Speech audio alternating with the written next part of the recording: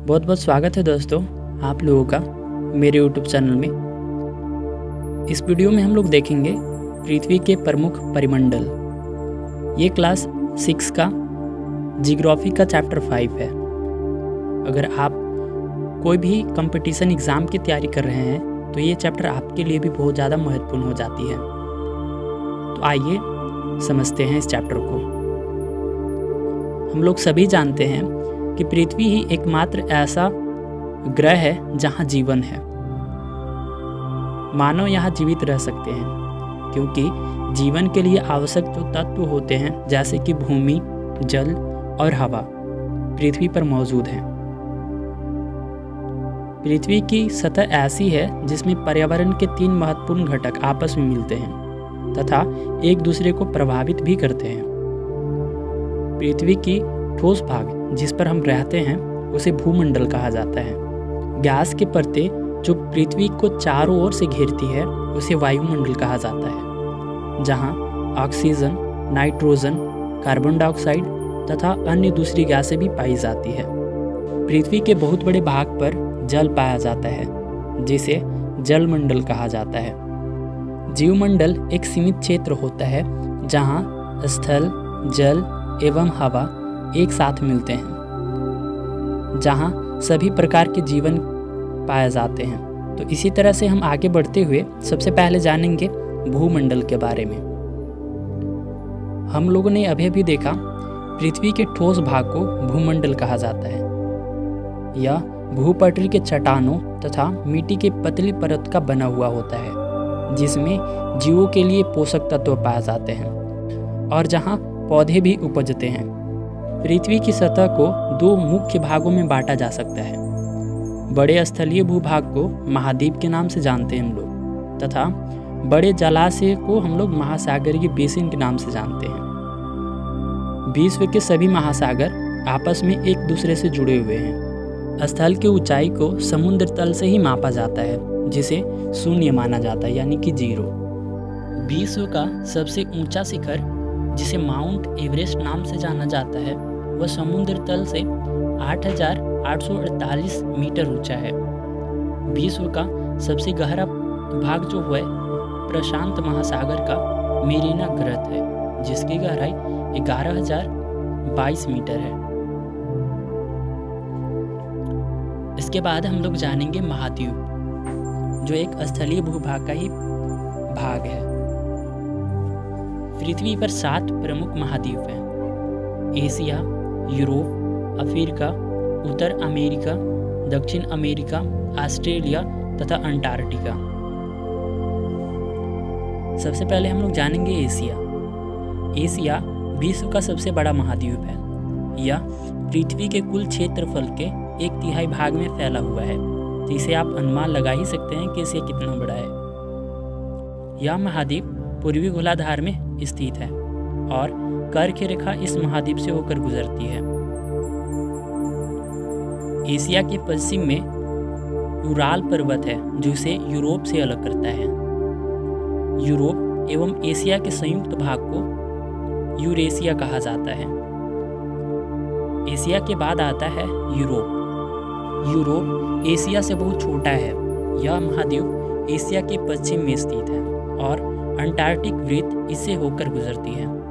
यह 3 तरफ से जल से घिरा हुआ है। इसके बाद आता है अफ्रीका। एशिया के बाद विश्व का दूसरा सबसे बड़ा महाद्वीप है। विषुवत वृत्त या 0 अक्षांश इस महाद्वीप के लगभग मध्य भाग से होकर गुजरती है। अफ्रीका का बहुत बड़ा भाग उत्तरी गोलार्ध में यही एक ऐसा महाद्वीप है जिससे होकर कर्क, विषुवत तथा मकर तीनों रेखाएं गुजरती हैं। सहारा का रेगिस्तान विश्व का सबसे बड़ा गर्म रेगिस्तान है जो कि अफ्रीका में ही स्थित है। यह महाद्वीप चारों तरफ से समुद्र एवं महासागरों से घिरा हुआ है। विश्व की सबसे लंबी नदी जो नील है अफ्रीका से ही होकर गुजरती है। इसके बाद आता है उत्तर अमेरिका, विश्व का तीसरा सबसे बड़ा महाद्वीप। यह दक्षिण अमेरिका से एक संक्रिय स्थल से जुड़ा हुआ है जिसे पनामा स्थल संधि के नाम से जाना जाता है। यह महाद्वीप पूरी तरह से उत्तरी एवं पश्चिमी गोलार्ध में स्थित है। यह महाद्वीप 3 महासागरों से घिरा हुआ है। इसके बाद आता है दक्षिण अमेरिका। दक्षिण अमेरिका का अधिकांश भाग दक्षिणी गोलार्ध में स्थित है। इसके पूर्व एवं पश्चिम में विश्व की सबसे लंबी पर्वत श्रृंखला एंडीज इसके उत्तर से दक्षिण की ओर फैली हुई है, जिसे आप इस इमेज में देख पाएंगे। इसके बाद आता है ऑस्ट्रेलिया। ऑस्ट्रेलिया विश्व का सबसे छोटा महाद्वीप है, जो कि पूरी तरह से दक्षिणी गोलार्ध में स्थित है। यह चारों तरफ से महासागरों तथा समुद्रों से घिरा हुआ है। इसे द्वीपीय महाद्वीप कहा जाता है। इसके बाद आता है अंटार्कटिका। अंटार्कटिका एक बहुत बड़ा महाद्वीप है, जो कि दक्षिणी गोलार्ध में स्थित है। दक्षिणी ध्रुव इस महाद्वीप के मध्य में स्थित है। चूँकि यह दक्षिणी ध्रुव क्षेत्र में स्थित है, इसीलिए यह हमेशा मोटी बर्फ की परतों से ढकी रहती है। यहाँ किसी भी प्रकार का स्थायी मानव निवास नहीं करते। बहुत से देशों के शोध केंद्र यहाँ स्थित हैं। भारत के भी शोध संस्था यहाँ पे है। इसका नाम है मैत्री तथा दक्षिणी गंगोत्री। भूमंडल के बारे में जानने के बाद हम लोग जानते हैं जलमंडल। पृथ्वी को नीला ग्रह भी कहा जाता है। पृथ्वी का 71% भाग जल तथा 29% भाग स्थल है। जलमंडल में जल के सभी रूप उपस्थित होते हैं। इसमें महासागर एवं नदियाँ, झीलें, हिम नदियाँ, भूमिगत जल तथा वायुमंडल के जलवाष्प सभी शामिल हैं। पृथ्वी पर पाए जाने वाले जल का 79% से अधिक भाग महासागरों में पाया जाता है एवं वह इतना अधिक खारा होता है कि मानव के उपयोग में नहीं आ सकता। शेष जल का बहुत बड़ा भाग बर्फ की परतों एवं हिम नदियों तथा भूमिगत जल के रूप में पाया जाता है। जल का बहुत कम भाग अलवन जल के रूप में पाया जाता है, जो मनुष्य के इस्तेमाल में आता है। यही कारण है कि नीले ग्रह में रहने के बावजूद हम पानी की कमी का महसूस करते हैं। जलमंडल देखने के बाद हम लोग देखते हैं महासागर। महासागर जलमंडल के मुख्य भाग हैं। ये आपस में एक दूसरे से जुड़े हुए हैं। महासागरीय जल हमेशा गतिशील रहता है। तरंगे, ज्वार भाटा तथा महासागरीय धाराएं महासागरीय जल की 3 मुख्य गतियां हैं। बड़े से छोटे आकार के आधार पर क्रमशः 5 महासागर इस प्रकार हैं। पहला है प्रशांत महासागर, इसके बाद आता है अटलांटिक महासागर, इसके बाद हिंद महासागर, दक्षिणी महासागर तथा आर्कटिक महासागर। प्रशांत महासागर सबसे बड़ा महासागर है। यह पृथ्वी के 1/3 भाग पर फैला हुआ है। पृथ्वी का सबसे गहरा भाग मेरियाना ग्रत प्रशांत महासागर में ही स्थित है। प्रशांत महासागर लगभग वृत्ताकार है।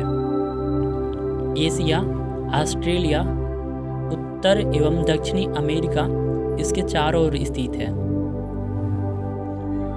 इसके बाद हम पढ़ेंगे अटलांटिक महासागर। अटलांटिक महासागर विश्व का दूसरा सबसे बड़ा महासागर है। यह अंग्रेजी भाषा के इस अक्षर के आकार का है। इसके पश्चिमी किनारे पर उत्तर एवं दक्षिणी अमेरिका है तथा पूर्वी किनारे पर यूरोप एवं अफ्रीका। अटलांटिक महासागर की तट रेखा बहुत अधिक तंदुरित है। व्यापार की दृष्टि से यह सबसे व्यस्त महासागर है। हिंद महासागर। हिंद महासागर ही एक ऐसा महासागर है जिसका नाम किसी देश के नाम पर यानी भारत के नाम पर रखा गया है। यह महासागर लगभग त्रिभुजाकार है। इसके उत्तर में एशिया, पश्चिम में अफ्रीका तथा पूर्व में ऑस्ट्रेलिया स्थित है। दक्षिणी महासागर। दक्षिणी महासागर अंटार्कटिका महाद्वीप को चारों ओर से घेरता है। यह अंटार्कटिका महाद्वीप से उत्तर की ओर 60 डिग्री दक्षिण अक्षांश तक फैला हुआ है। आर्कटिक महासागर उत्तर ध्रुव वृत्त में स्थित तथा यह उत्तर ध्रुव के चारों ओर फैला हुआ है। यह प्रशांत महासागर से छिछले जल वाले एक संकरे भाग से जुड़ा हुआ है, जिसे बेरिक जल संधि के नाम से जाना जाता है। यह उत्तर अमेरिका के उत्तरी तटों तथा यूरेशिया से घिरा हुआ है। सागर के बारे में जानने के बाद हम लोग आगे चलते हैं और जानते हैं वायुमंडल। हमारी पृथ्वी चारों ओर से गैस की एक परत से घिरी हुई है जिसे वायुमंडल कहा जाता है। वायु की यह पतली परत इस ग्रह का महत्वपूर्ण एक अटूट भाग है। यह हमें ऐसी वायु प्रदान करती है जिससे हम लोग सांस लेते हैं। यह वायुमंडल हम लोगों को सूर्य की कुछ हानिकारक किरणों से बचाता है।